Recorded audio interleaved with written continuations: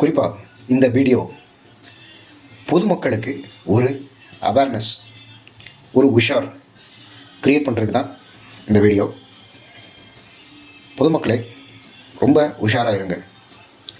இன்றைக்கி வந்து பார்த்திங்கன்னா, கடந்த சில நாட்களுக்கு முன்னாடி கரூரில் ஆக்டர் விஜயோட ஒரு பிரச்சார கூட்டத்தில் கூட்ட நெரிசலில் 41 பேர் இறந்து போயிட்டாங்க. இது மாதிரி ஒரு சம்பவம் நடக்கவே கூடாது.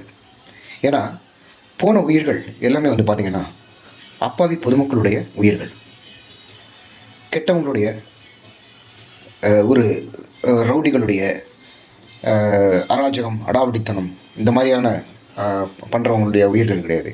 அவ்வளோவுமே பார்த்திங்கன்னா விலை மதிப்பு இல்லாத உயிர்கள், குழந்தைகள், பெண்கள், அப்பாவி மக்களுடைய உயிர்கள் போனது. இதுக்கு பின்னாடி யார் இருக்காங்க, என்ன ஏது, அதெல்லாம் யாராலையுமே நிச்சயமாக சொல்ல முடியாது. இன்றைக்கி ஒருத்தர் குற்றம் சுமத்திக்கிறாங்க. இவங்க அதை பண்ணியிருந்தா இவ்வளோ உயிர் போயிருக்காது, இதை செஞ்சுருந்தா உயிர் போயிருக்காது, எங்களுக்கு அந்த இடம் கொடுத்துருந்தா உயிர் போயிருக்காது, இந்த இடம் கொடுத்துருந்தா உயிர் போயிருக்காது, அவங்க அப்படி பண்ணிட்டாங்க, இவங்க இப்படி பண்ணிட்டாங்க அப்படின்னு பலவிதமான குற்றச்சாட்டுகள் ஒருத்தருக்கு ஒருத்தர் மாற்றி மாற்றி வச்சுக்கிறாங்க.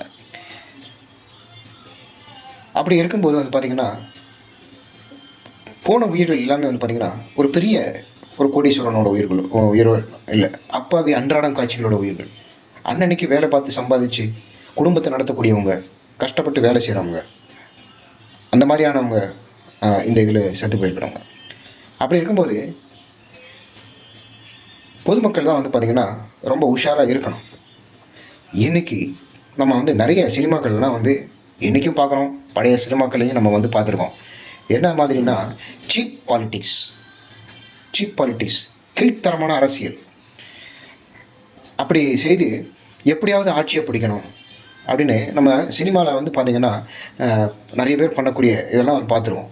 இன்றைக்கி காலம் எப்படி ஆகிட்டுருக்கு அப்படின்னு பார்த்திங்கன்னா சீப் பாலிட்டிக்ஸ் தான் இன்றைக்கி பண்ணிகிட்ருக்காங்க. பெரிய உன்னதமான பாலிட்டிக்ஸ்லாம் யாரும் பண்ணுறது கிடையாது. ஆக்சுவலாக பார்த்தா பாலிட்டிக்ஸ், அரசியல் அப்படிங்கிறதே பார்த்திங்கன்னா புனிதமானது. அரசியல் சேவைங்கிறதே புனிதமான சேவை.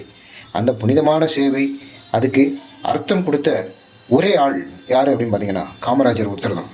அவருக்கு அப்புறம் இருந்தவங்க யாருமே ஒழுக்கமானவங்களோ அரசியலை புனிதமாக நினச்சவங்களோ கிடையவே கிடையாது.